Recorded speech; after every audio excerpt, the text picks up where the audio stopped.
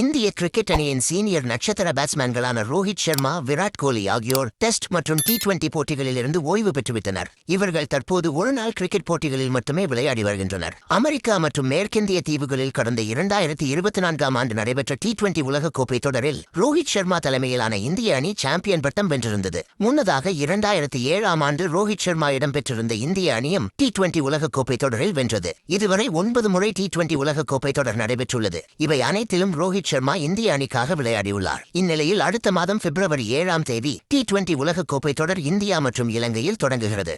நடப்பு சாம்பியனான இந்திய அணி தனது முதல் ஆட்டத்தில் தொடக்க நாளில் அமெரிக்காவுடன் மோத உள்ளது. இந்த தொடரை முதன்முறையாக ரோஹித் சர்மா வெளியே அமர்ந்து கண்டுகளிக்க உள்ளார். இது தொடர்பாக பேசிய அவர், T20 கிரிக்கெட் உலகக்கோப்பை தொடரை முதன்முறையாக வீட்டில் அமர்ந்து பார்க்க உள்ளேன். நிச்சயம் இது விசித்திரமாக இருக்கும். ஏனெனில் T20 உலகக்கோப்பை தொடங்கப்பட்ட காலத்திலிருந்தே ஒவ்வொரு உலகக்கோப்பையிலும் நான் பங்கேற்றுள்ளேன். அந்த வகையில் முதன்முறையாக வீட்டில் அமர்ந்து போட்டியை காண்பது வித்தியாசமாக இருக்கும். இருப்பினும் நான் மைதானத்தில் எங்கோ இருப்பேன். ஆனால் அது ஒரே மாதிரியாக இருக்காது. வித்தியாசமான அனுபவமாக இருக்கும். உலக கோப்பை தொடர்களுக்கு முன்னதாக வீரர்கள் தேர்வு விஷயங்களில் கடினமான முடிவுகளை எடுத்த பல சந்தர்ப்பங்கள் உள்ளன.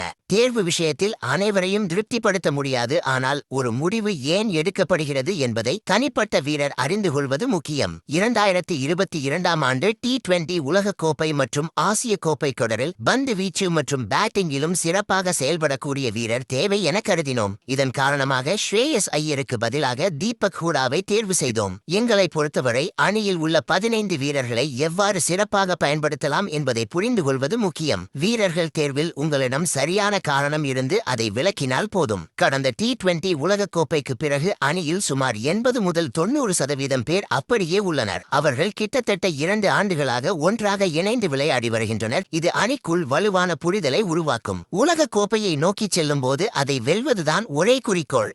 அதற்கு உங்களுக்கு வெளிப்படையான உரையாடல்கள் தேவை. சில சமயங்களில் கடினமான உரையாடல்களும் தேவை என்று ரோஹித் சர்மா பேசியுள்ளார்.